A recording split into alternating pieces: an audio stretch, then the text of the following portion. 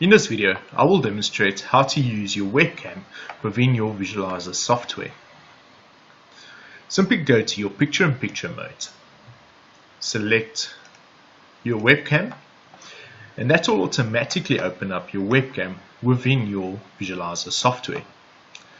Once hovering over the screen, you will notice that you have a few arrows. This will allow you to move it to different parts of the screen.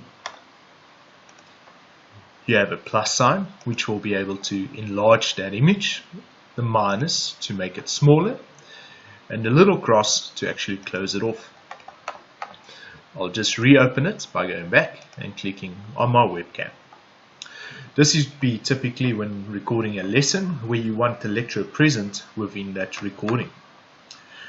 Remember, to start your recording, you'll go to the recording function on the Sphere2 software, and I'll click on record. Recording will automatically commence, and at the top left hand corner you'll notice the record button flashing blue and red. This means that the lesson is being recorded. At the bottom right hand side you will notice the duration of that recording.